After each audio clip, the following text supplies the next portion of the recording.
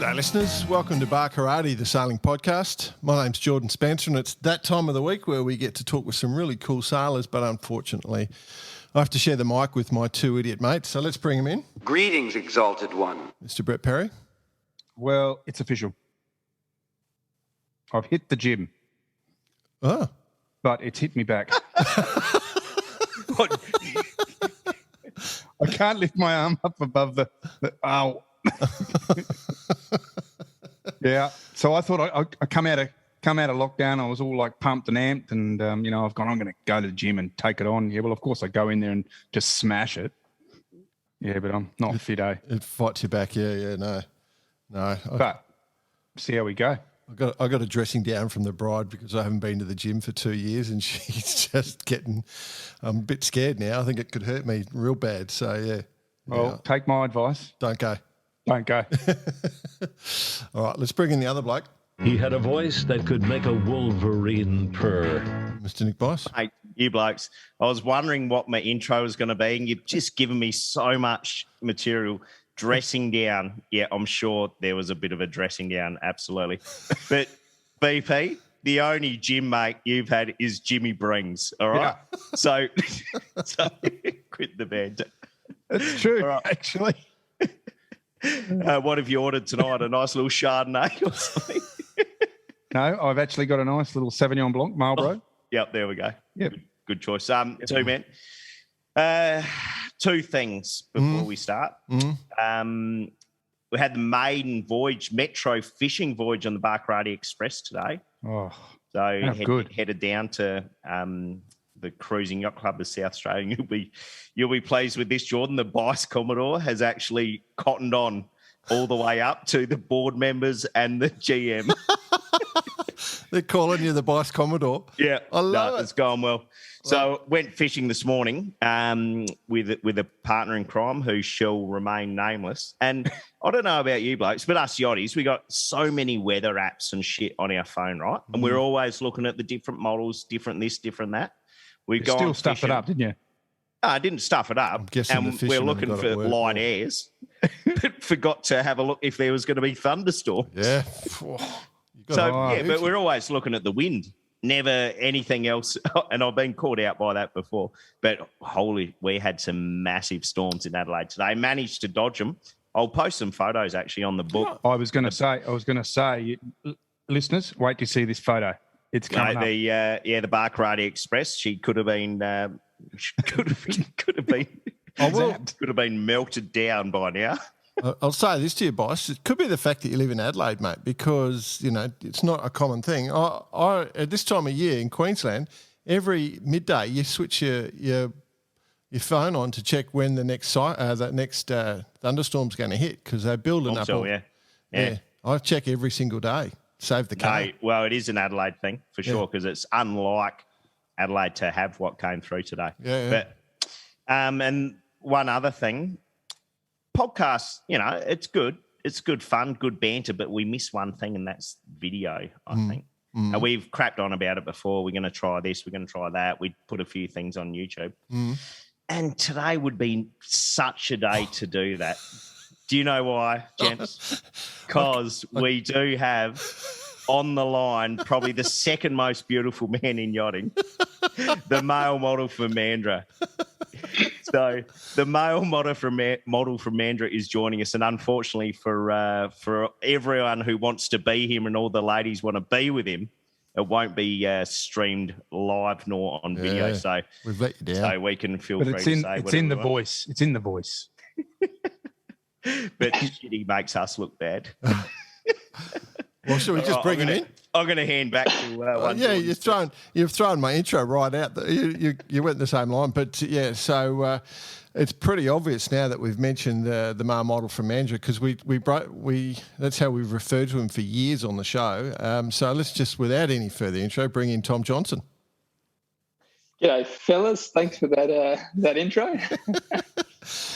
Tommy, before we get through your record, mate, I want to check something. I'm worried for you, bud, because, with this whole modelling thing and your good looks and all that sort of stuff, I want to check that Sail GP are looking after you, bud. And I'll tell you why. I looked when we were on the Volvo, we get the little photo of the crew and get a nice photo, and you go and look at the Volvo photo of you, mate, and it's like you've come off a Duran Duran video shoot, right? You're looking the full glamour, like everything's going great.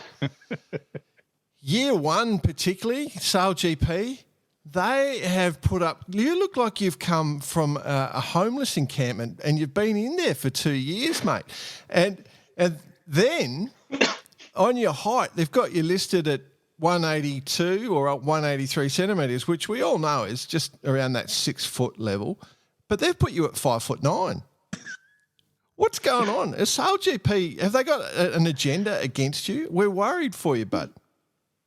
Yeah, I mean, I didn't see the 5'9". I'm a little bit offended actually, because it's a bit of an accomplishment just to, I can just crack the 6 foot in the morning, but maybe not in the afternoon.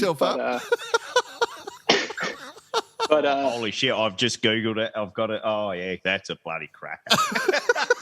But if I'm thinking of the photo that you're thinking of, it was a long lockdown, and I could definitely be in use of a haircut. I believe.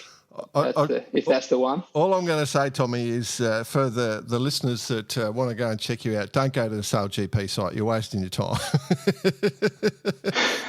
You'll be disappointed. Oh, dear. Yeah. So we better get your credentials on the record. So Sail GP for the first 2 years. Year one, Team USA. Year two now, you're with the Rockwool Team Denmark. In the 49ers, at the top end of the 49er fleet in the Falling Moths, we just saw you have a great result at the Worlds. Volvo Ocean Race, first edition 2014-15 on Team Vestas Wind. 2017-18 with Vestas 11th Hour Racing. America's Cup 2017 wing trimmer with Oracle Team USA. And, of course, your modelling career. It's impressive. It's an impressive little resume in a short amount of time, mate. Hey, you spoke a bit quick. I was trying to write down all these different flags you need to wrap around your neck there, Tommy. You got a couple. And we'll get straight to it. The best nation you've sailed for. The best nation I've sailed for? Well, you've got... I mean... Yeah. Denmark, I've got a couple. Denmark's been there a few times. USA. Australia, obviously. I'm trying to think. I mean, Australia... I mean, apart from the 49er and the Moth, that's about the only time I've sailed for Aussies. The rest of it's been, and maybe the Comanche, but that's a bit different. But the rest of it's been a whole variety of different countries. So, yeah, it's been a bit of a broad spectrum. I mean, it's always fun to jump on the Moth or come back home, sail with the Aussies. That's always a good laugh. But these Denmark boys are looking after me pretty well, so that's been good fun as well. Yeah. Yeah. Did you succumb to the high five working with the with the Seppos? Yeah, 100%. Oh, mate, you got to embrace it, don't you? Just yeah. It's none of these High half-hearted ones and like take the Kiwi stance of never doing a high five. If you're going to do it, might as well get straight into it. Yeah, exactly. It's high fives, double fives, everything. What about the full Top Gun layover? Grab the back of the foot one. Yeah, exactly. Yeah. Oh. Yeah. Works well on the tramp. Yeah. as you're tacking. Yeah, exactly. Well, mate, let's get serious. So, yeah, we're making a bit of humour about where the old Mandurah thing, but Mandurah, for those who don't know, is just a little south of Perth. It never used to be one of the suburbs, but it's pretty much become one of the suburbs. So, you grew up as a bit of a country boy. Is that the best way to describe it? Yeah, I guess not really country boy, but I guess a bit of a lived next to the beach, and it was a small town. Now it's kind of a big town. Yeah, kind of connected to one of the suburbs, like you said. But grew up in Mandurah. So I always did my sailing out in Perth, out of Mounts Bay Sailing Club. Oh, okay. The skip club up there. But grew up there, went to school there, surfed there. That's where the life kind of started, and then moved on up to Freo once I got a bit older. So you did, what was the pathway into sailing for you? My dad kind of forced me onto a little mudlark when I was about 5, and then of course, family always sailing on their cruising boat and everything like that, and then went up to Mounts Bay to start racing, and then sailed little mudlarks, flying ants, moved up into the skiffs, 29ers, And then, always just wanted to be something to do with sailing, like whether it's a boat builder or a sailmaker or being a professional sailor was kind of the end goal, but kind of hard to find the pathway. So I just kind of did everything I thought I could to get there, and did an apprenticeship as a sailmaker, and then, trying to get rides on any boat I could, and then managed to get some rides on some bigger, whilst doing the 49er, do some offshore sailing, and then slowly the boats progressed bigger, and then Sherlock gave me a bit of a go to come be a nipper on the Leopard over in the UK. So kind of during the off season in the 49er, jumped on that and met a bunch of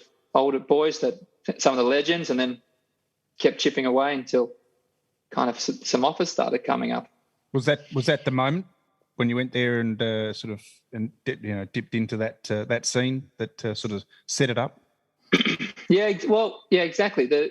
Probably the first one was Dave Mann, my 49er coach, was doing the Hobart with Whitty on Yuzu. It was, so the old Nicorette, and then Whitty needed some free labour to come and give him a hand on the.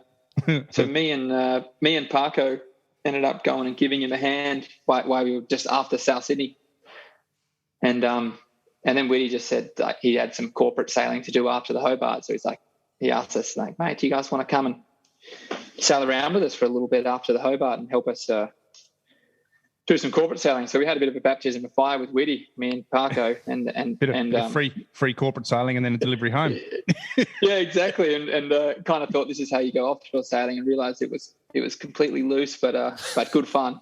And that's kind of, and then met Sherlock, and that's where so that was kind of the first opportunity of meeting some faces that lined up some jobs back then. But yeah, Dave Witt and Yuzu kind of started it all, and then the Leopard kind of kept the ball rolling. That's where I kind of met all my contacts. Very cool. What just going back one step, what's the Mudlark? What kind of Mudlark? Yeah. It's kind of a remote control yacht that you can fit a 5-year-old on. Would be the best. I think they're only sailed in WA. It's like similar footprint to an Oppie, maybe a bit smaller, and then half the freeboard. So and you can, as a 6 foot tall man myself, you can practically touch the top of the mast when it's sitting on the beach. Yeah, I've brought it up there now. I see it. It is, basically an Opti, and cut the top sides down a bit. Yeah, exactly. Self-draining, so you never have to do any bailing. Yeah. Oh, so nice. So it's literally the best intro you could almost have into skiff world. And then basically everything you flowed through was kind of skiffy orientated, right? Yeah, exactly. And the other best thing about the Mudlark is unlike the Oppie where you can sail it till you're 18, the Mudlark, it sinks when you're about 10. So you've got no option but to step up to the next class, which makes it fantastic. Yeah, wow. Genius. There's some genius. The designer was switched on, wasn't he? Yeah, exactly. Exactly. Love it. What was the next step after the Mudlark? Flying ants. Flying ants. Straight into the ants, and then off to the 29ers, I suppose, and then up the path. Big decision whether to jump into the Cherubs or the 29ers. I think all the young West Aussie guys had to try to make that decision, but I think decide whether you're going to go drinking more beer or kind of want to go do some more serious racing. Well, if you pay attention to moose, depends what I was going to say. If you pay attention to moose, you could be back in the cherub later on in life. Yeah, exactly. The cherubs come back big time. He's bought them all though, exactly. So good luck finding one. Yeah.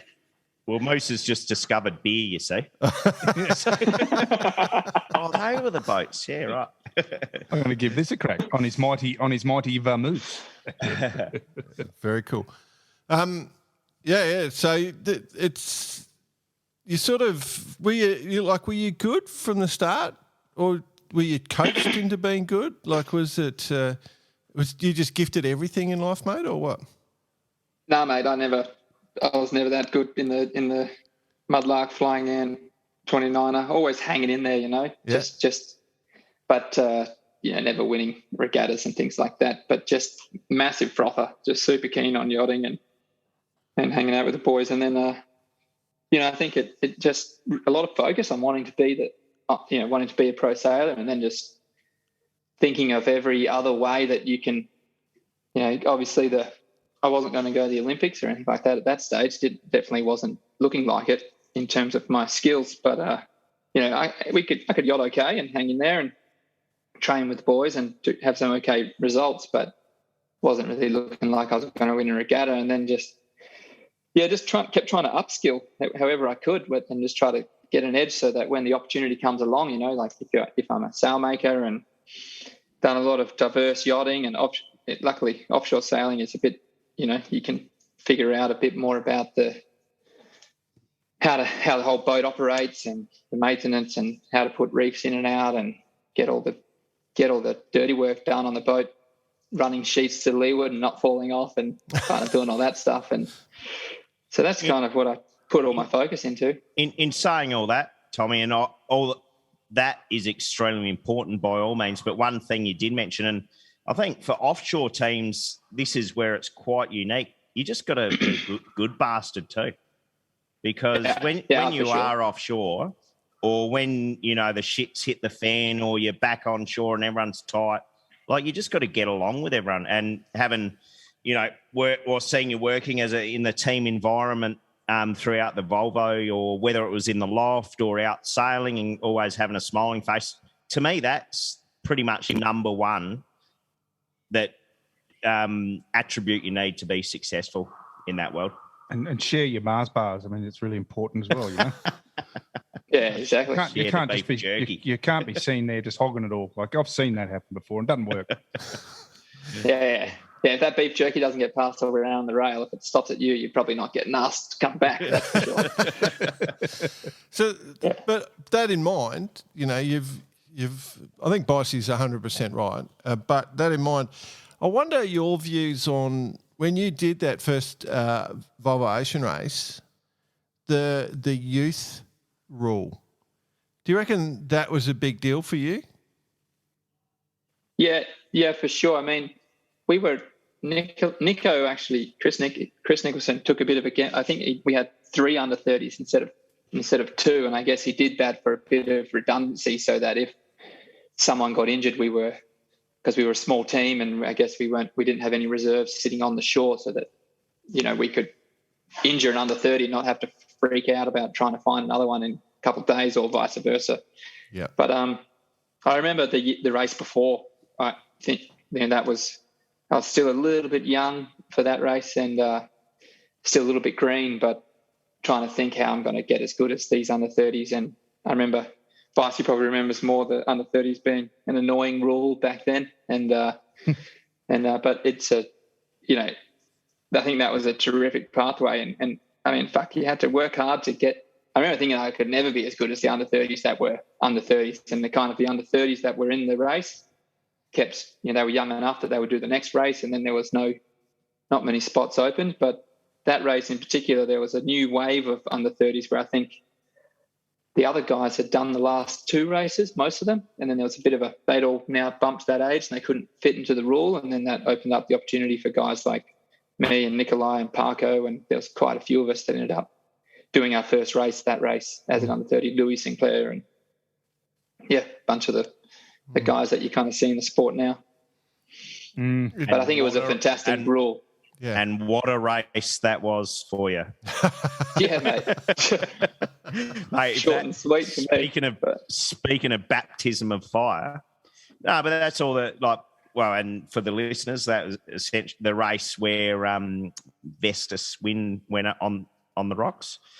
And it was, but you got to deal with that stuff as well. That's all part of it. It's part of racing. Like, as unfortunate as stuff like that is, it's going to continue to happen.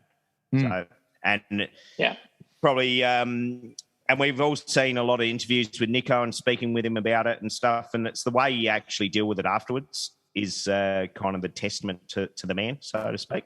And that's how you continue on. Like, it's not, you don't get a black line through your name because of an incident like that, because everyone who knows knows that can happen. It can happen at any time. Yeah. Exactly. And as you see, it happens time and time again. I'm interested. You talked about the redundancy element that with the 330s on that boat. I'm interested because Nico he's a dead set legend. We all agree that Nico's a dead set legend, and going back to Bicey's point around you've got to be a good bloke on a boat to get through. Do you reckon Nico put Brian Carlin on the boat just to test what your tolerance levels were? Yeah, for sure. Sorry, Brian. We love you, bud. I mean, hence why you were the second best male model, because they're still looking for the first one, right? But the we'll call it the Brian Carlin factor. You kind of got to have that little one in there just to level things out a bit. Yeah. And he's still here. He's still with us, the O'Brien. He's doing a good job. Just working with he's a Rockwool employee now, so it's good to have the gang back together with all the boys. He does. It's a really good point, because you look at the people that's there, and it is basically the gang, as you say. And I guess it all started from back then, and the friendships, obviously, on top of that as well, must be just absolutely brutally strong. Yeah, for sure. And then everyone just keeps growing together as sailors. Just keep trying to make each other better, and same, just like with the moths and everything like that. We're all, no matter what it is, everyone's still pushing hard. So it's good fun, and I think everyone's trying to upskill as much as they can. So, given that we don't have 6 hours to discuss your every campaign, a fantastic resume. So let's just put this year aside. Leading up to that, like you've got the obviously all the offshore stuff. You got your time in Bermuda. What's better? You like going offshore? You like the shore inshore stuff, the intense stuff? I think offshore was definitely what I liked when I first started. That was what I was. I always thought the America's Cup was cool, but it was a different league, and forever I always wanted to do the Volvo. And I think the Volvo and the offshore stuff was just, it kind of gives you that real sense of accomplishment with you. Not only do you get to test your skills and racing, but you also get to push your own personal limits and find out how far you go, how far your breaking point is, and how you perform under pressure, and real when you're tired and want to sleep. And so that was a massive one for me. But then after now doing 2 of the races, and I, especially after the Bermuda America's Cup, I really kind of, I'm a bit of a nerd when it comes to sailing, like with the moths and development classes. I love to, maybe it comes from not being able to beat the guys when I was younger in a one design boat. It's fun to try and find an edge on a development class to beat everyone, and that's what I really enjoyed. And the Cup, really opened my eyes even more to I've always liked the moth before that Cup, but doing that America's Cup, I quite enjoy going out there, doing the testing, finding the gains, and talking with the designers and working with that development. That's what I really like now. And so I think now it's I quite like that side of it. The one design racing, it is quite nice to go out there and like the Sail GP and smash out a weekend, 2 days done, too hard, and it's intense and full on, and you don't get much training, and it's a new way of sailing, and I really like it. And there's not as much development in the Sail GP, but I think that development that's taken a bit more of the priority than the offshore now, for sure. It's really interesting though, because this has all sort of happened in the last couple of years, where we've got the falling cats, the wing mast. It all came from the AC, and obviously you got your chance on it. Do you remember the first day you went out on the boat, like where you had to, like you were trimming the wing, or when it first comes up on the fall, do you remember thinking just before you went out for that sail, what was going on in your head? In Bermuda, I guess. Yeah, I guess the first time you went up on a falling cat and you were in charge of the wing. Yeah. The first time I went out, I remember when I got to Bermuda, it was a bit of a rush to get me there, and I couldn't, and I had to, their 2-boat program was getting close to ramping up, and they wanted to get me there in time to get a bit of sailing in before we have to do some two-boat testing, because otherwise I'd be a bit too green. So, it was a bit of a rush to get there, and I didn't end up finishing the Volvo with Vestas, which was a bit of a shame. But of course, starting a new campaign with Oracle was a cool opportunity as well. But we got there, and it was a bit of a rush to get me there. And then there was a week of 30 knots, and we didn't go sailing at all. So we just kind of sat there, and bit of a nice, easy intro, and then it got thrown on as the guest. So you just sit there as the sixth guy and kind of watch it all go down. But yeah, I remember those. I don't actually remember the very first sail, but I remember the first kind of period, the first block of a couple of weeks or whoever I was, thinking like, fuck, how do you trim that bloody thing? yeah. Do I put a mark on the main sheet? yeah, exactly. No, just watching Kyle, and Kyle was being a bit of a not the best, bit of a prick back then when I first started. He was he's been a good friend for years, but I remember we can go. That's a whole nother story. But I guess I was hired as his nipper, as the under the seagull's wings, and he wasn't really giving me much on how to do it, and I was just trying to. Yeah, exactly. He was trying to figure out how to do it, and he wasn't helping a whole lot at the very start. He was still trying to work it out. That softened up a bit. I'll add that into the Kyle Langford repertoire here. The Kyle Langford diary. Doesn't help nippers. No, but the craziest thing was when I remember when I first got to go sailing. You've got Jimmy Spithill, who's an absolute legend, who's steering the boat, and I'm trimming the wing for him now. And then slingers on tactics, and you got Joey Newton on the trimming the jib, and Kinley, and all these absolute legends every Australian legend sailor. Yeah, and now I've got to jump on the wing as a complete green nipper, and who's never trimmed the wing before, and actually tell Jimmy when to go fast and when to go, up one and press here and good press, and it was actually quite a hard period to step up and actually, instead of these guys are your idols in a way, and now you've got to tell them how to not how to sail, because obviously they know how to sail, but your job as a wing trimmer is to mow the boat and exactly, and that was a big eye opener for me, was that you kind of had to put aside that they can still be your idol and everything like that, but you're there to do a job, and now you've got to do your job as you've been hired to do it. So you just have to, and that was an interesting experience to be a part of. And that was the same with the Volvo with Chris Nicholson. Like, he was my idol growing up at being a skiff. I just want to be a skiff sailor like he was, and then all of a sudden he gives you a call to the Volvo, and now you're going sailing with him, and you have to. He's a mate now, and you have no idea what you're doing because you've never been on a boat before, and you're trying not to fuck up, and it's those experiences are quite unique, and obviously they don't come along as much anymore, but it's quite cool. I've got a hypothesis. Hypothesize away, my friend. It's catching. So when we actually interviewed Kyle and we asked him a pretty similar question, and he told us he looked up and he had no fucking idea what he was looking at. So for him to actually try and give you a few tips, no, he didn't have any. He pretended he had tips. He pretended he had tips and he wasn't giving you. But that's it. You kind of jump on, and at least you've trimmed a mainsail or something, and then you're jumping on, and you've got all these legends around you, and they're like, all right, mate, take it away. Yeah, top trimmer, let's get going. And you're like, I don't know how to trim this thing. Like, I guess it's just one line, isn't it? Pull it in and out.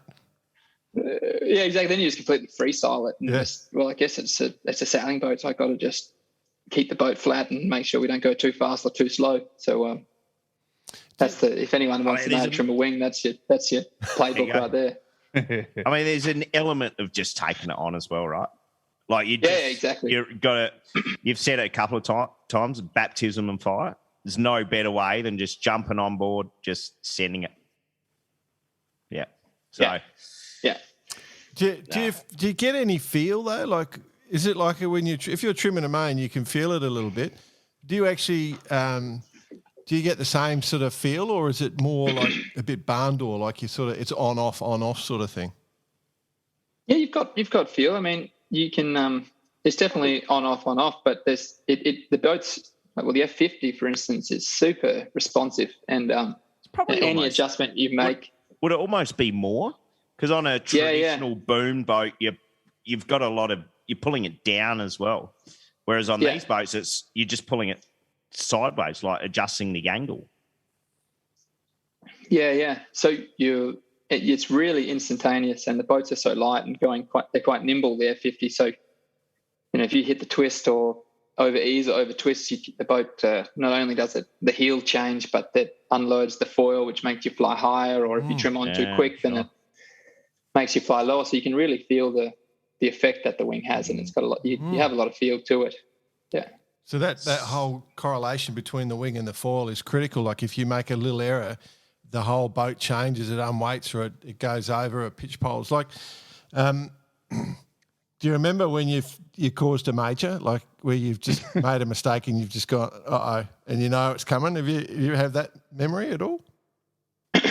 Yeah. There's a couple, but the best one is probably now with the Sail GP, we've got 7 degrees of rudder differential. So the rudders are 7, it's just over 7 actually, but the rudders are, the windward rudder is like anchoring you into the water. Yep. So, going upwind or coming into the top mark, you've got, around a ton or something of downforce pulling on that windward rudder. So if that comes out of the water, it's like see you later. It's like, 10 guys on the rail evaporating at once. And and that's what we did with the USA. So we're coming around the top mark, and that's the hardest thing when you do a bear away as a wing trimmer is timing it with the helm and if you're low on the ride height or you're high or however it all works. But that one US, you can actually hear me on the comms when we're doing mid bear away and we kind of had a little bit of heel, and the rudder kind of goes through a trough and comes out of the water, and then instantaneous the boat just goes into this pitch pole, and you can hear me go whoop, like just know for that exact second that I've just had a little bit too much wing on and I've popped the rudder up and wow, there's no chance of saving it. But is a wing trimmer basically hold the destiny of the team in their hands? I mean, obviously, no, like to cause the biggest stuff up, or is it the ride flight controller? Or I think there is a bit of each one of us, me, Nico, and Raz, so the flight controller helm, and we can all cause a huge problem if we wanted to. But I think my thought is that the flight controller and the wing are pretty equal with responsibility. I think you feel it feels like the flight controller's going to cause the problems a lot more than often, but doesn't happen that often. But in terms of the flight causing a big problem, but it all starts from somewhere, like a little bit low on the ride height. Yeah, sure. Gives you a bit of heel, and then they bring it up, and then the wing trimmer doesn't get the heel off quick enough, and then it all starts getting pear-shaped. You just get out of sync. Exactly. Yeah, you got to really be in sync, 3 of you. It's super cool, isn't it? Like because unless you've been on one of those boats, you don't get that full understanding. So just how tight the margins are, and it sounds like if you do it, you don't have much margin when you're actually playing with this sort of stuff. And obviously when you get out in big windy days, it's easy that margin gets tighter and tighter, obviously. So it looks, we love it, mate. It's, I'm stoked that you guys are doing it. Wish I was on there with you. Is it an element of, we saw it during the last day of the last Sail GP, right? Like just breeze on, got the big wings on, pucker value is just through the roof for everyone, I'm sure. But the reaction time for everyone. So is it literally a J24 times it by 20 speed? Yeah, the reaction time in a conventional sailing boat, you have the time to think exactly where you want to position the boat, all those sorts of things. But you've got to be so quick in your thinking now that you're looking 10 boat lengths forward for what's happening. Yeah, exactly. And that's the thing that catches everyone up, is that when you probably see the early teams and even us, you make the mistakes where you just see boats tacking in gas and jibing in gas and going over boundaries and all this stuff. And that's just because you're just a half a second behind the thinking, and then now you're just fully on the back foot. Like you come around the bottom mark and there's a boat ahead of you and you're like, oh, we should beat him to the tack. And then by the time you go for the tack, they've already beat you to the tack because they're a little bit ahead. So, we talk a lot about in the debriefs, like how you got to be thinking, how to think ahead and stay thinking ahead, and because it's easy to just get caught up in the moment, and then you get put on the back foot because then you turn up around the bottom mark and catching up. Yeah. You're like, shit, what's next? But so, it's a lot of plays, like set plays. So like a playbook, like a football. And then because of the boundaries, you can't tack on wind shifts as much anymore. I think it's about positioning your boat to be in a clean lane. That's kind of the goal. Get A if you can win the start. That's the biggest one. But then it's all about finding your lane and minimising manoeuvres and if you can stay in clean air, then I think you'll poke your way towards the front of the fleet. What normally happens is getting caught up with boats. That's when you get in trouble. Given that reaction time needs to be so quick, do you do any actual training in that sense, like off the water? Like I'm thinking there's quite a few of those games when you're like physically spent and you have to do some sort of mental activities. Do you do anything like that? We have experimented a bit. We probably need to do more. I know that, and like usually some days early on, especially early on in the year, we'd warm up with tennis balls or something like that. We've been a bit slack on that towards the back end of the season, so we probably need to get back into it. But you're exactly right, Bryce. Like thinking of ways and games like the blaze pots, you can do a lot of. I was going to say it's almost in the gym, and we're in Formula One territory with reaction time. Yeah, for sure, and especially and it goes for everyone on board. Even the grinders and everything. So yeah, wow. Does that mean because you're so intensely focused on the sailing element with trimming, ride height, that sort of stuff? Does it make it, and it's such an intense course, does it make it harder to do the tactics? Like, have you got enough time to focus on tactics or not? Yeah, that's the tricky part, is like trying to balance sailing the boat with doing the tactics and the strategy and everything like that. So you kind of have to prioritize certain times, when there's a clean lane and you can actually, settle down the boat, and you know that you're, because essentially you're just boundary tacking somewhat until the course opens up where you can get to the top mark without boundary tacking, if that makes sense. Yep. So whether you have one boundary tack and then you have a free tack, and then, or vice versa. So you kind of, once you're locked into those moments, then you can go a bit more head in the boat and focus on the sailing the boat. Yep. But I think the sailing the boat has to become somewhat, I guess, yeah, exactly. And my role is to be more about the sailing of the boat and a bit more of the long term. So which marks are favoured, which turn we want at the top mark. And then the helmsman is a bit more in the now, so the tactician as such, and then maybe a little less focus on sailing the boat and listening to and trusting in the wing trimmer, I guess. I guess the tactic itself is almost a playbook too, right? So when you reach a certain point with the wind direction, that's going to help determine what you're going to do, what side, or where you want to hit the boundary, for that matter. Yeah, exactly. Not, and you got to really know the course, where the boundary's tight, where the boundary is loose. If you do a good rounding, then you get, you skim the bottom boundary instead of just ramming into it. And yeah, sure. What kind of startup, whether you want to, we've got, Nikolai's got quite a few different approaches, whether you're doing a foiling tack entry to the start, or a downspeed tack, or a jibing entry, and working on your timings. And exactly, there's a big playbook now that's just getting bigger by the day. Or a Phil Robertson. Oh, no, I was going to ask the question, BP. I'll rephrase it. Okay. The starts are insane, right? Absolutely insane. Yeah. Because everyone sort of comes charging at full noise, and it gets really tight and really intense. Is there any one skipper that scares you, and why is it Phil Robertson? Yeah, Phil, I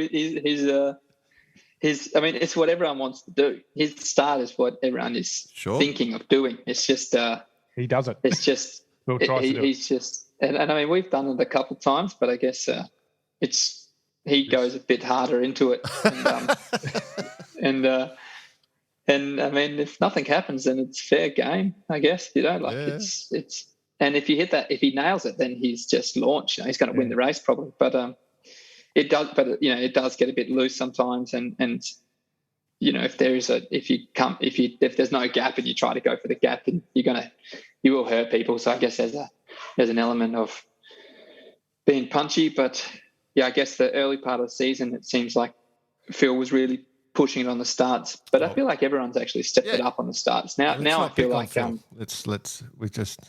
don't want to be. Everyone's got for sure. Phil was pushing hard at the start of the season. But as everyone knows that. As spectators, as people who watch it avidly whenever every event is on, it is spectacular. But what we are seeing is that you're all starting to sail the boat a lot harder. Like there's not so much like it was the year before. Like now it's full sailing now. Like that last Sunday in Cardiff was stunning. I just loved it. I mean, when you guys nearly went to that first reaching mark, when Australia lost it and you guys had literally nowhere to go. I don't know how you got through there. Talk about reaction times. I mean, that was just unbelievable. Yeah. Run us through that. Because I mean, obviously you had it all going on, but what was going on in your head when that was going on? Yeah. I think I verbally speak what's going on in my head. That you can hear me through if you listen to the comms. But so our approach was just, if we put because of course it's quite intense and you're trying to make sure you can keep the boat upright, but you need to push as well. So we kind of thought, well, if we push extremely hard for the start, then if we get in front, then hopefully it all becomes a bit easier. And maybe they won't. So we just went with the kind of the approach just to go really hard for that first reach, and it kind of worked out for us in that first race, not as well in the second race. But yeah, coming to that reach mark with the Aussies above, you just all in your mind most of the time, in the back of your mind, you're hoping they don't do a leeway slip, and then you can see them starting to do it, and then there's the reach mark to leeward, and you just kind of hope. I guess it's not really you kind of being the wing trimmer, you know that you just got to keep the boat going fast. You don't really have a choice to do anything, so you just probably keeping it fast is your best option there, and then hoping that Nikolai is looking at it and not looking at the mark or something, so he can see it, which he was. So he did. He bore away, and hoping that the Aussies regain some control. You just kind of, you don't have many options there. If there was no reach mark, then it would be easy. You just bear away. Or if we weren't so close to the reach mark, then but I guess, Nico just pushed it as close to the reach mark as he could, and then just ripped it into a bear away at the reach mark. So I mean, I think I said it last week. I was at a barbecue last week, and with non-sailors, and they brought that up. They actually you got a what? You got a bar? I was at a barbecue. Barbecue. Yeah, the Zoom must have dropped out a bit. I knew you were excited, but last week with non-sailors, and they brought that up, and they actually said, "Oh, those boats are just phenomenal." And that red boat, the one from Denmark, wow, how'd they get through there? And blah, blah, blah. Right. So it is creating a new audience. It's the coolest thing. Hey, Tommy, that's good. We need to move on to something a little more serious. Yeah. I've still got your team up here on the GP site. There's obviously a couple of characters there. Word has it, Hans and Lars are kind of the funny guys, part of the team. They're a bit of a duo, a bit of twins, so to speak. Exactly, it's been very much so. Been recommended to get them on the show. Got Nikolai, obviously, who leads the team. Rasmus, a bit of the minds going. We got the good looking fella, which is your good self. And question: Marty Kirketerp, has he popped his glass eye out on the grinders at all yet? Pop. The old glass eye trick. He hasn't lost it while sailing yet. It maybe gets a bit crooked, but the best thing is just moves. The best thing is when you get him from a day of yachting and he's got his glasses on, and you just look at one. He only cleans one lens.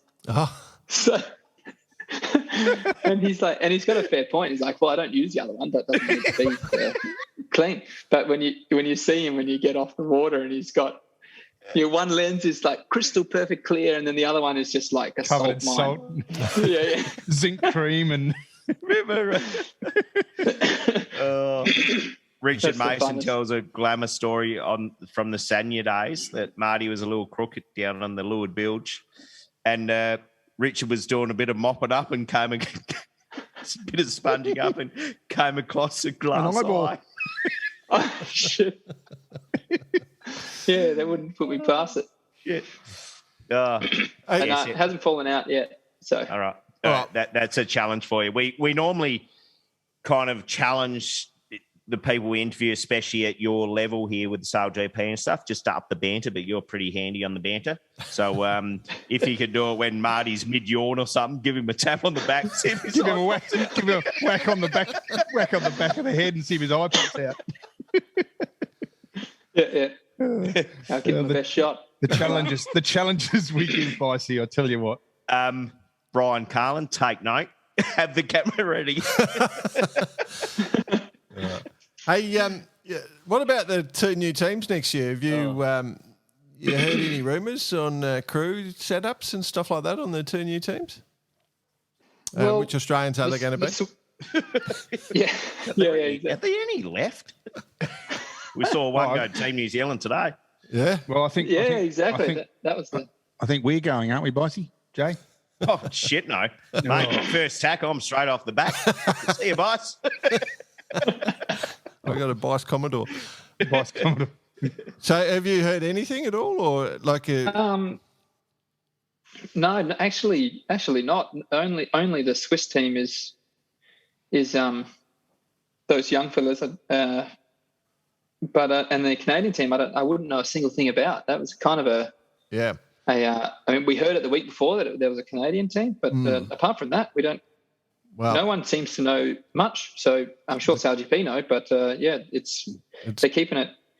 Usually we can, we learn a bit about this stuff, but so far no rumours. But that's it now. That's 10 teams. That's it, done. It's capped and. At least maybe for next season. I don't know what the plan. I guess there's always. I saw Core Composite. They were looking to recruit more boat builders and composite technicians. They're called composite technicians now. Yes. So, mate, they're not going to stop. Yeah. They'll keep building. Maybe they're just going to replace the fleet, regrade or update the fleet or something. I think the Canadian boat, it's the owner. The owners basically paid the license fee, and nothing else has happened yet. So I think that's why there's no rumours about any structure. It's just a wealthy businessman's trumped up for the license fee, is what I understand. Good on him. Yeah, good on him indeed. Yeah, going to be hard to sail with those clubs and those bloody snowshoes. So that's going to make it real hard, especially when you're not used to them being an Aussie.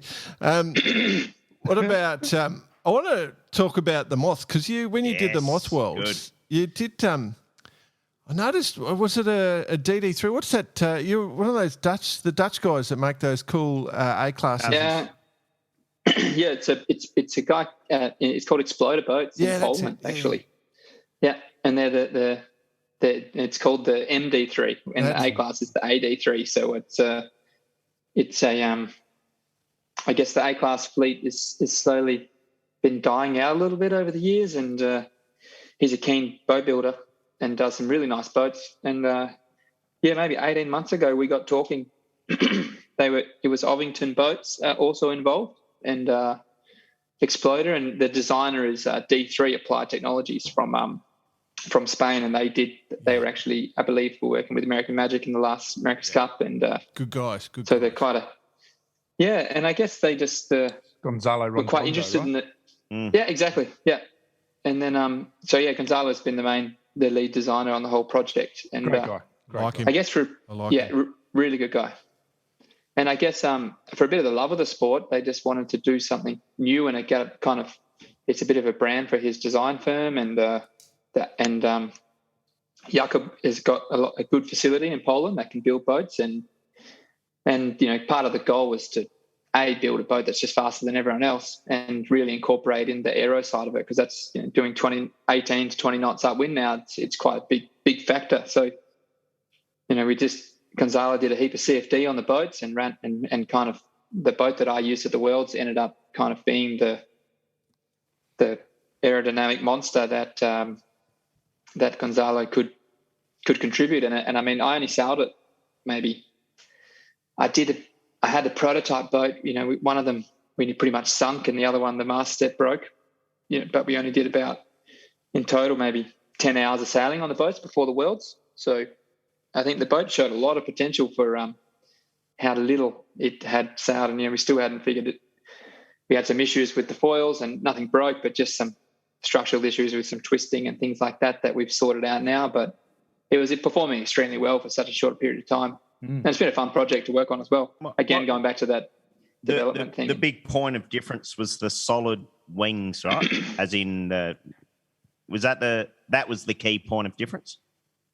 Yeah, I guess the solid wings are the visually the biggest difference looking at the boat. And then the other thing is that everything is below the deck. So if you see some close-up photos, there's every other boat kind of has everything above deck, and then they put an extra fairing on top, whether our boat, it is the hull form, and then there's a sub deck, which everything is, is on. So everything runs below the deck, and just the emphasis on aero upwind, trying to make it slippery through the air, and then a bit of a skeg on the bottom, which is kind of. It looked like a mini. I hate to talk over it, but it looked like a mini America's Cup boat, like the. Yeah. Really, with those skegs, I was just going, oh, look at that. You should have painted it New Zealand colours or something.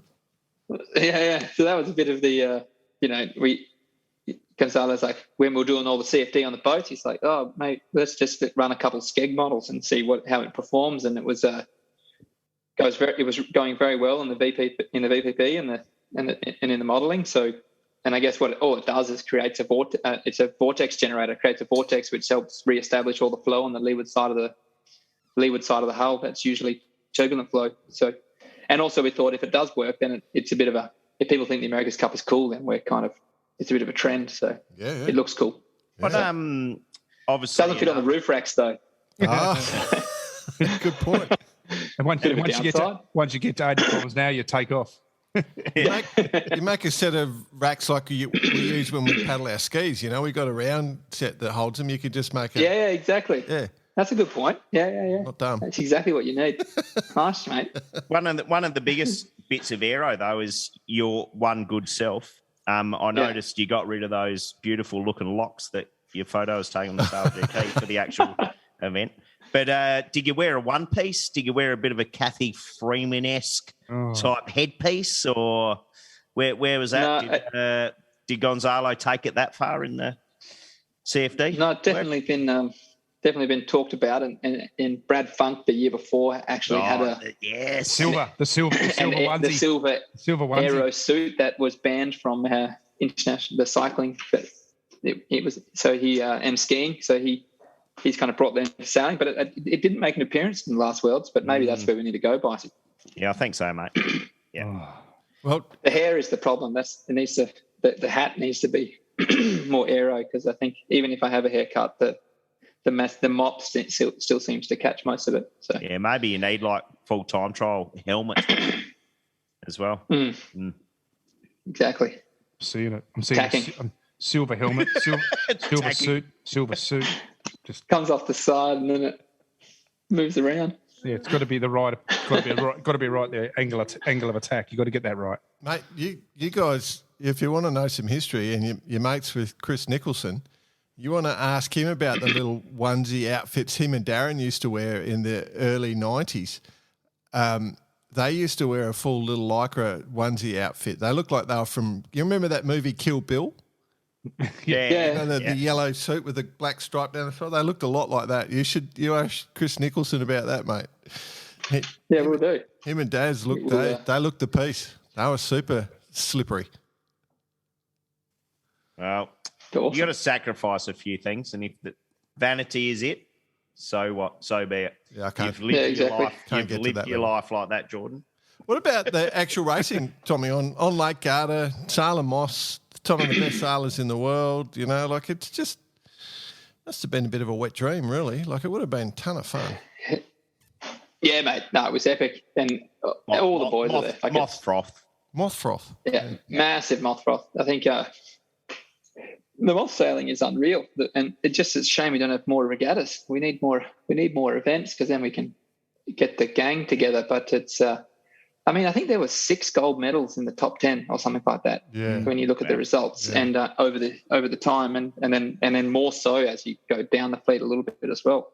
And the racing is unreal. It's apart from Slingsby having a jetpack on the back of his boat, it seems to be somehow not faster than everyone else, except for Kyle. But Kyle just needs to figure out how to tack, and then he might be able to keep up with him a little bit.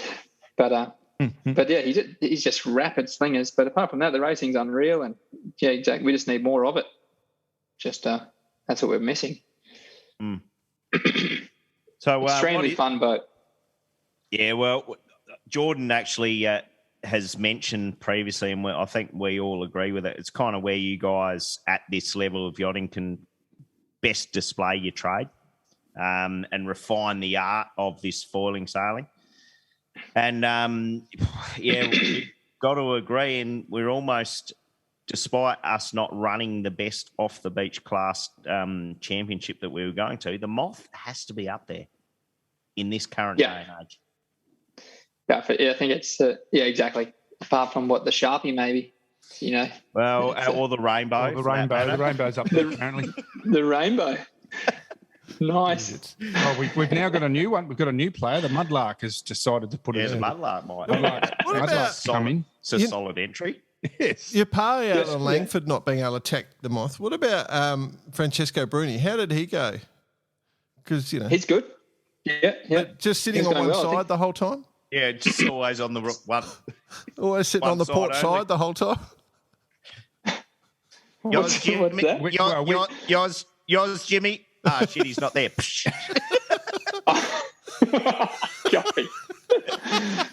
Bruni he goes well. He's fast and hard to keep up with. But we think he would have been real bad through the manoeuvres. He got quite used to just sitting on Tom one wasn't side.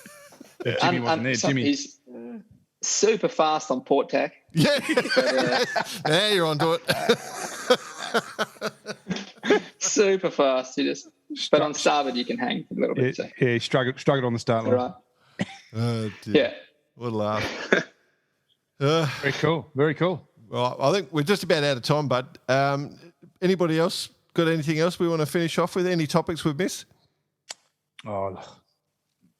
I think for the listener, this is kind of the high-level stuff that we wanted to hear, Tommy. So thanks very much, mate, for joining us. Absolutely. No problem. Look forward to seeing you back down in Oz. Yeah. In the not-so-distant future, given borders are opening up all over the joint. Yeah. Except for your home state, which will probably stay locked down till about July next year. But I've pretty much given up on WA, to be honest. I think it's they seem to be their own little world over there. Everyone seems happy inside, doesn't want to leave. So that's right. We'll just let them stay that way. I'll come hang out on the east side. I think my state might be opening up on the 17th of December, which is really good timing. Just in time for Sail GP, or yeah. So maybe the three of us could get together and there's a fair chance. Do some dock walking. I've been asked to do some commentary down there. I'll let you know, Tommy, you can do it. Of course you have. Yeah, the first fleet's coming in. Yeah, that's right. the young Endeavour. Getting in the way again. Yeah, the falling young Endeavour. And they're about to ease the brace to the windward side. Put it this way, Tommy, you'll know we're there if we're there. You'll hear us. Yeah, for sure. I am here. So. Oh, yeah, that's right, BP. Cool. But I never know what's going on. Love your work. Indeed. Keep waving the red and white flag. Good on you, yeah, Tom. Right, have fun. Good luck. Yeah, exactly. Speak to you soon. Might catch up with you in Sydney. Yeah. Cheers boys. Mate.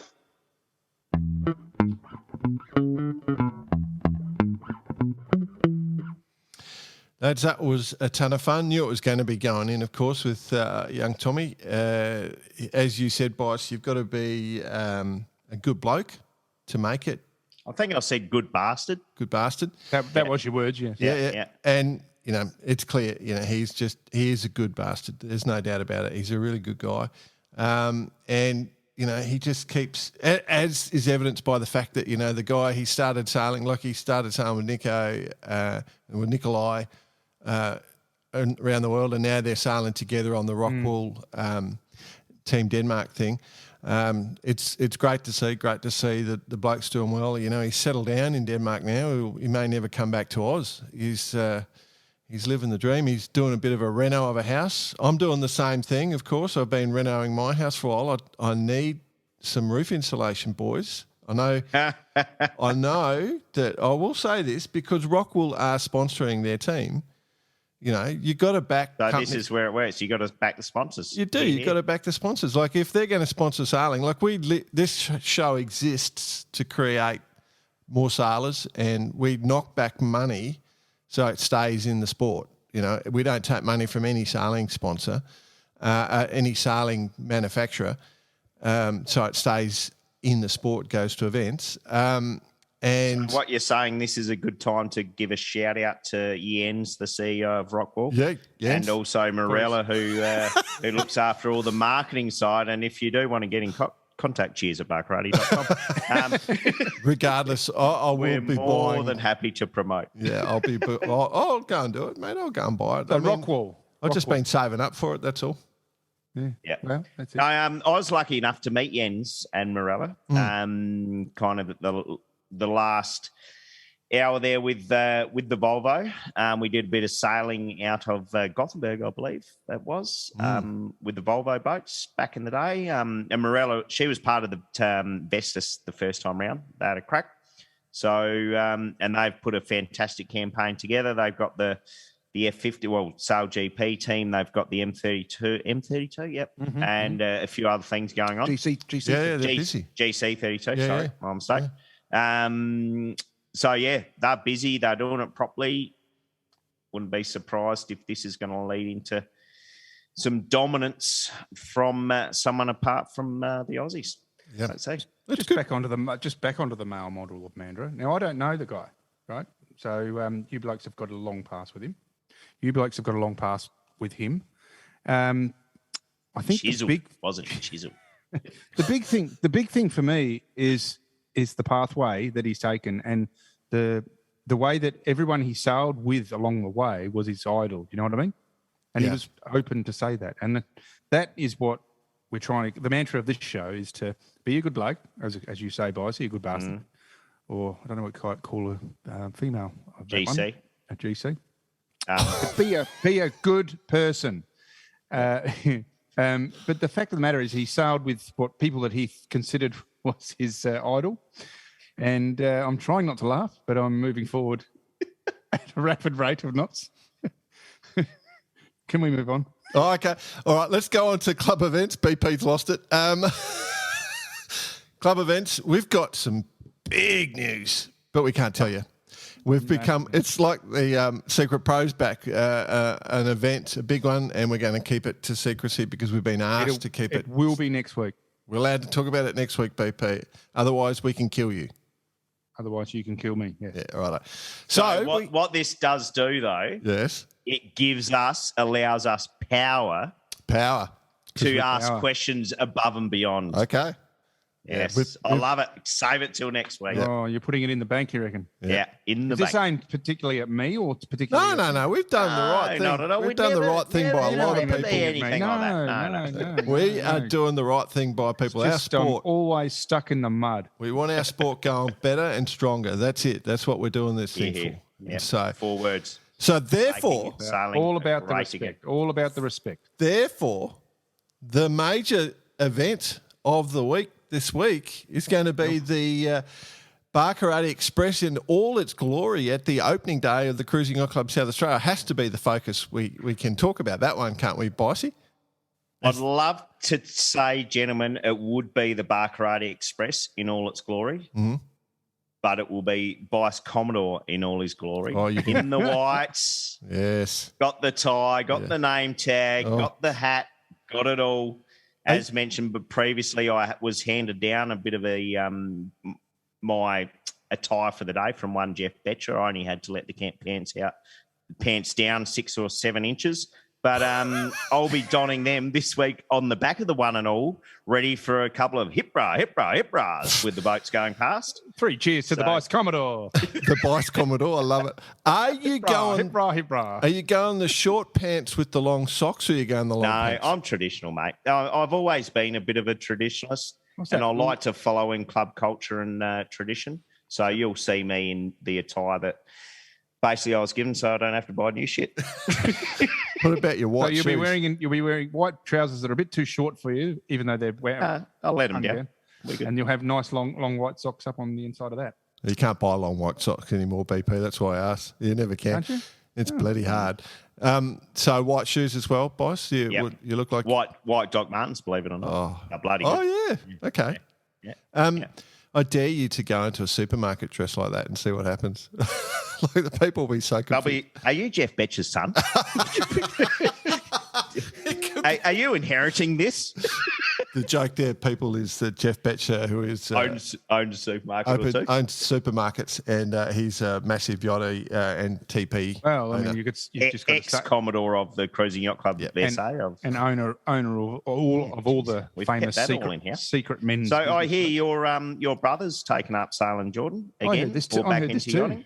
Is that right? Apparently. Will he be at the Cruising Yacht Club of SA on the weekend? I guess so. Cruising Yacht Club South Australia. Hang on, I'll just take a note. Keep a lookout for the good-looking Spencer. Yeah, no, he doesn't make that. He doesn't make that list. No, you're right. Actually, I've met him. Yeah, Ben. He's sort of never really. I haven't seen him sail since he was in his teens. So, but he was always good. He had plenty of talent, so I'm sure, a 40, 20 year, 30 year layoff won't hurt him too much. 35-year layoff won't hurt him too much. So he'll be fine. I think he's going to get on an old keelboat of some sort and go for a rat. I think he's got into it. He's hooked. He did the race across the Gulf last weekend, I think. Oh God, bravo. Actually, you know what? It's a bit of a call to ex-yachties or people who want a yacht. If you haven't been yachting for a while, just go down to the local yacht club. Oh, absolutely. Walk in, have a beer, have a chat. I'll guarantee you, you'll be on a boat in the very short term. But this is worldwide. Yeah, that's what absolutely, absolutely worldwide. Yeah. Don't be afraid. Walk in through the gates, you'll be right. Beauty. Yeah, I'm trying to win a sports promotion award or something, are we? No, it's a negative. Righto. We've got another 9 months for that. Let's roll on to the Jack Lloyd Listener of the Week. I'm very excited. Yes. I'm very excited. This is fantastic. Oh, this is kind of linked into sort of what I did Definitely. Today. Yeah. It's got to go to a long-time listener, not a first-time messenger. Sean Wagner. We've mentioned him before from the Plank Owner Brewing Company in South Carolina. Yes, we have. In the United States of America. And we don't like to re-award, but we had to in this case, didn't we? Oh, Wags sent through a picture of Stroopwafel flavoured beer. Holy shit, mate. I thought you could not get more excited with a chocolate stout, mate. A Stroopwafel flavoured beer. Holy shit. You're just getting it all, aren't you? You're getting it all. That's things that dreams are made of. So shout out to Wags. Awesome, mate. Keep this, and to everyone else, actually, keep it all coming in. And Wags, I know we've promised to send some beer over previously. The beer story is we're getting closer, gents. Yep. It's a long journey, but we're going to get there. So with the new batch. Proper distribution this time. That's what we're waiting for. We're waiting for that. So that's it. We're just the first 2 runs were to try and prove a proof of concept. Now we're getting the serious negotiations. So that's right.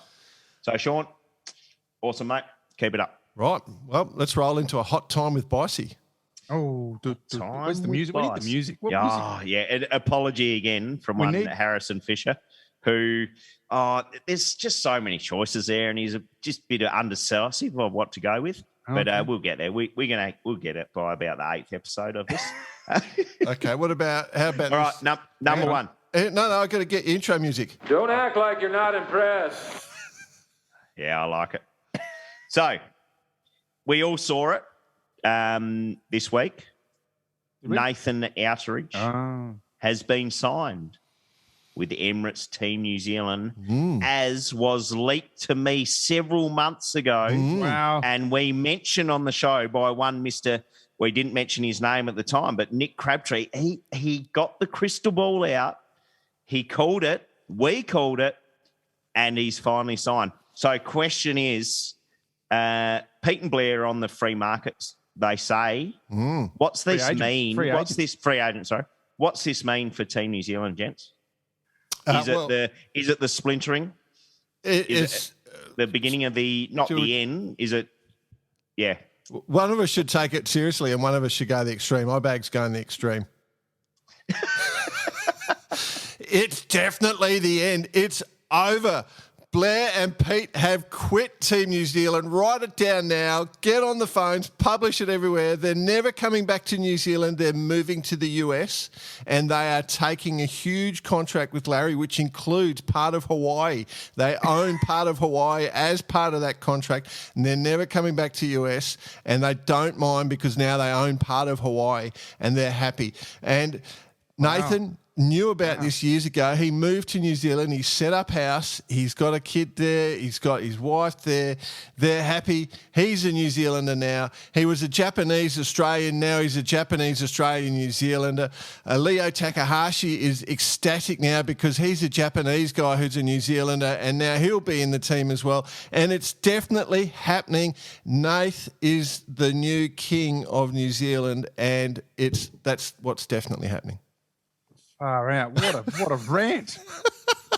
Did you get that, Boise? I was actually mesmerised. All clear. No, it's pretty clear the Kiwis need a few more Aussies just to keep the vibe of the show rolling over there. Is it because what about the under the radar, the Ashby? That's what I'm saying. Yeah. I want to bring this in, BP. Tom Johnson brought it up, and you guys, we discussed it in this show. The sailing of the boats, the reaction times have to be so quick now that the New Zealand team has worked out that having an Aussie and a New Zealander trying to talk to each other, language barrier is just the barrier is too great. Like the language is too I'm much. with you on that one. Yeah. So bring an Aussie in, and then you don't have the accent problems. They can Ashby and Nath can talk to each other clearly, quickly. Up, bro. Yep. What? What? No. Up. What are you saying, mate? Up, bro. Mate, I don't understand what you're saying.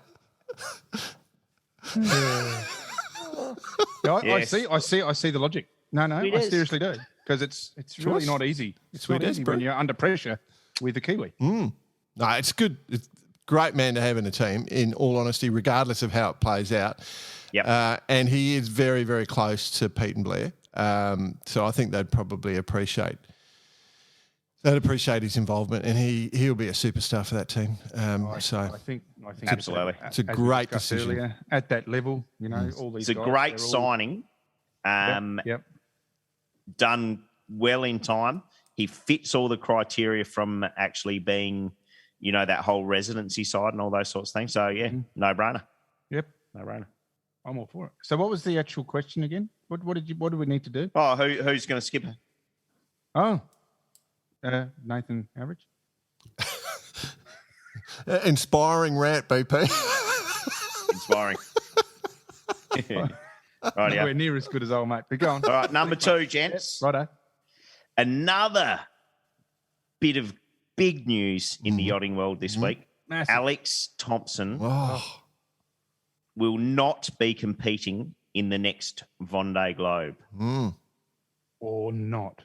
So we could go through, has he lost the sponsorship? Has he just had enough? He's going to spend more time on the shore. Who knows? What do I want to know? Okay. He's done some fantastic stunts in his time. Yep. He's done the keel walk. He's done the mast walk. What's he going to go out on as his last stunt? I reckon there's a stunt coming. Easy.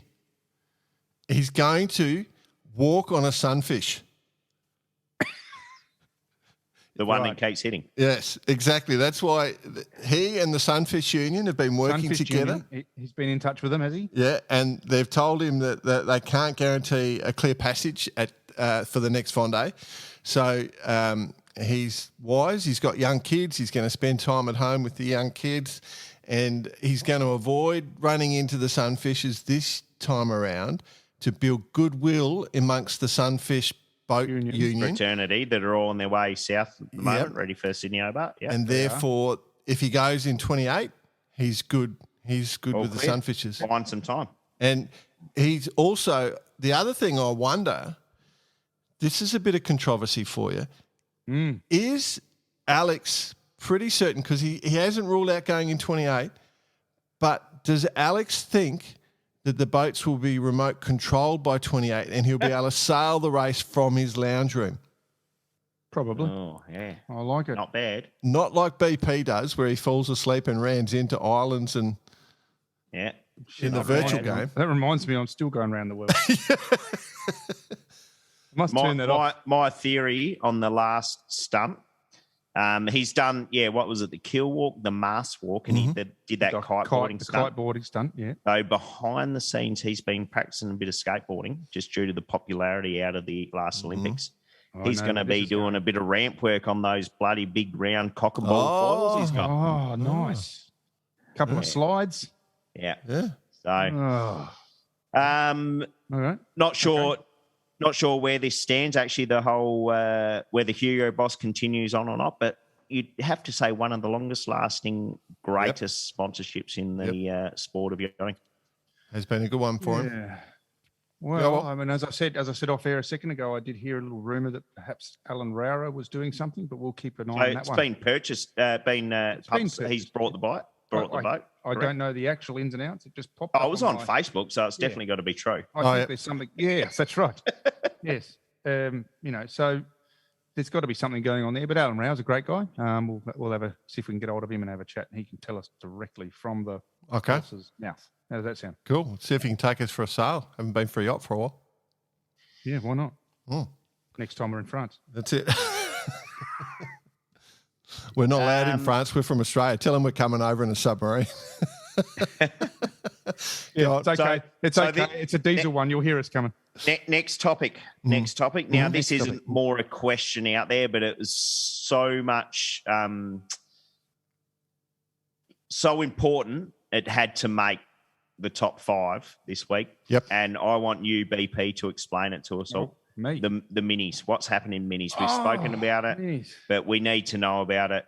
Are we back in the realms of life being fair again, or do we forgive the judges? How does this happen? Where we're at? Update us. I think this is just pressure mounted on by the team here at Barkarati. It has applied pressure to the racing world. The racing world has responded. No, look, in all honesty and seriousness, what has happened is there's been a redress to the redress. Redress to the redress. That is the only and a countback of the countback? A countback of the countback and a whatever you want to call or whatever you want to call. I think that this is just, it's an example of the world kicking back and saying you can't just do that. Anyway, to cut a long story short, the results have been changed again. So this is for the third time. And they have officially made it that if you stopped, you have to log the time you stopped for and you get the time back on your card, which means it puts young Christian Cargill back up into second place. Now, but what it does lead to is this. So I'm going to do the Sydney Hobart this year, double-handed. I'm going to call into Eden and get a pizza and have a shower, have a beer. Does that mean I can get my time back or not?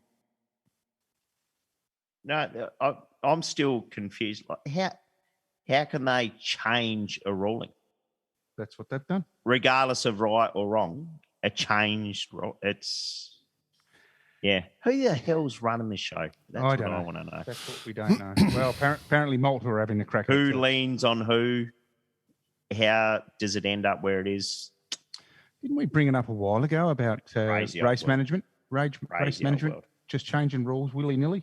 Yeah. But no, you're right. It's not a perfect outcome, but it's a better outcome. Can we say that? Well, what it's done is actually has given people that have stopped for 3 hours and got 24-hour dispensation. It's made that fairer. Yep. It's given Christian Cargill back second place after a blinding effort, after having to stop for technical reasons. Did Christian Cargill change himself? Did he become a French person? Did he change his passport? Is this what has happened? Maybe he did. Maybe he did. But, you know, in essence, that's what they've done. So, I mean, it's never been done before on a yacht race. And, well, other than 2013. Mini Transit, Australia leading. No, story. Point is that... You're dark, aren't you, BP? Oh, mate. Anyway, move on. Yeah, move on. 8 years ago, mate. All right, gents. Final TP regatta for the season coming up. Yep. In the Bay of Palma. We mentioned it a few weeks ago, super close at the top of the board. We've got Platoon sitting on 46, Quantum on 46, Allegre 47, Sled 47, Phoenix 50. Who's going to take it out, gents? Where's your money? I love the Phoenix team. I'm a fan of the Phoenix people. Yep. So Phoenix being the Platinum family. the Platinas, yep. They've done plenty for sailing, so I backed them in. Well, they've done plenty where I've been involved in, so back those guys in. I guess I'll probably say the same, but I'd just like to offer one bit of advice. Pin start, go left, you'll be fine. Oh, it's a bit later in the season. Oh, is it? Yeah. Yeah, I'm a Platoon or Quantum, and the minute Quantum, very consistent. Platoon definitely out of the blocks in the last regatta. Yeah. Winning it on 18 points. So Oh, you reckon they're coming in with a bit of form? Oh, no. Yeah. What was the boat Germans. what was the boat that was like on fire that was got 1-1-1-1 and then had like a 7th and 8th or something? the Allegra. The Allegra, yeah, the Allegra. Yeah. She's got some speed. Yeah, at the moment. Adriano's due for a win. Yeah, they've got speed to burn at the moment, I reckon, in the right conditions. So Yeah, there's only 4 teams in the TP world that have won more than once. So, let's see. Stand by. could be As fun. a coach, though, Jordan, you know that you can't just have 1, 1, 1, 7 and 8. No. But that's right. They got to fix the other element to it. But it's just good. I'm intrigued. But TP's good on it. We'll start seeing a lot of boats sailing in Australia, which is good. A lot of boats sailing in New Zealand. A lot of double handers starting to go. Things are starting to build up. Action's happening. Can't wait. Just hope that the race results won't be adjusted after racing. Too much. Like in what? Like where we're heading with this one? Yeah. Actually, do want to say, just before we finish off, I've got to say, good middle sea race. Yes. It was great conditions, wasn't it? Awesome conditions. Have you seen some of the footage? The footage has been wonderful. Yeah, good. It's a great race. If there's anyone out there who's looking at doing a race and's got a little bit of time, this race is a good race to go and do. And if you, Essentially, just for the listener who's not aware of it, I'm sure most are, is basically you're doing a big loop, right? Yeah. In an bit of anti-clockwise circle work direction. in the Mediterranean. Yeah. So what Literally. got me here though is so Comanche took the win in the monohulls, and Argo wins in the multis, both in race record time. In saying that though, race record time for a 600 odd mile race is only 42 hours for the monohulls, I think. So it's actually quite slow, also from that perspective. Yeah, because it's not taking anything away, because it does go around the corners, but you're not going to go full noise downwind the whole way. That's right. It goes through Messina. I mean, the Messina Straits are treacherous. I mean, it is its own animal in itself. And the word was it was 30 knots on the nose, 35 knots on the nose going into Messina, nothing in Messina, and then 30 plus knots on a reach out to Stromboli. So, it's an amazing play. And the tides in Messina Straits are insane. If you get it wrong, you get it wrong big time. Mm-hmm. But cool race to do. Yeah. They had a good blast, and I'm sure they're just still sitting back, sipping the Camparis down in Malta. Yeah, it's good stretch of water too. Beautiful down there. So, but is it official? The IRC result? Oh no, I don't think so. They're playing silly buggers. What did one of our listeners, Paul Hode, put it? Some weird French stuff going on the middle sea race. The Look at JPK pace. looks like the clubhouse winner. Oh, at yeah, this let's point in talk time. about that. No, BP. No. You, no, absolutely. No, listen. no. Let me ask my question. They nailed it. And Sunrise, the JPK 11, absolutely nailed it. I mean, they won the Fastnet. Let's give them that. I'm just going to say, BP, the JPKs, that they rate well. Those things do extremely well on rating. Now, with your little X2, you've been doing the virtual sailing, and you reckon you're a glamour on the rating world. You're going to have a really hard to beat boat. Have you raced it against the JPK just to see where you stand? Because those things do well. Well, the first boat that came in double-handed was actually a JPK 1010. Would you believe it? The 1030 is the newer version, which came last in double-handed division. Oh. To give you a little bit of a spin on this, and the numbers show that we actually did quite well on routing, but What autopilot were you using? no, we steered 100% of the time because we all know that you can't win a race without steering 100% of the time. I want to put out a bit of a congratulations to the team in Sunrise. To be honest, I don't think I can remember a team that's won Fastnet and Middle Sea. Now, apparently they haven't won Middle Sea because they changed the results. The management decided to change the finish line, so Comanche's going to get it, but that doesn't matter. I'm still going to say that they did. So Sunrise gets my tick for the my boat of the week. Go. Say again. Comanche's what? Comanche's going to get IRC and the win. They had, because of not all the boats could start line. They've changed the finish line. Because not all the boats could finish in the harbour. So, because the finish line's in the harbour, but not all the boats, because the conditions were so wild, could get in and finish under sail in the harbour. So they, in that situation, in the sailing instructions, they take it out to a different point in the channel, and that changes the results. So what has actually happened in effect is the boats have finished in the normal place and they've got a finish time, but then there's been a redress. More redress. So they have changed the finish line, and effectively that moves Comanche up into the lead. So it looks like Comanche are going to take the double with a IRC over the line, IRC and over the line, and Sunrise I think moves down. But anyway, look, what an effort by everyone. Comanche to get the record, but also Sunrise to effectively get the Fastnet and the Middle Sea. I still put them in there. No worries. Good work. Good event. Looking forward to the highlight video. Yep. Here. Yep. Cool. All right. Good. I think we're done. Home time? Yep. Home time, gents. Righto. Okay. Go and get your guitar, Kick BP. Bloody Kick guitar her in the guts. Righto. Kick her in the guts. You ready, BP? Yeah, I'm all good. See you, everyone. Thanks for listening.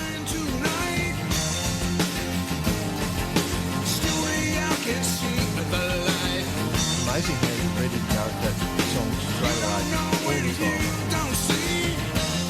See, my voice is warmed up.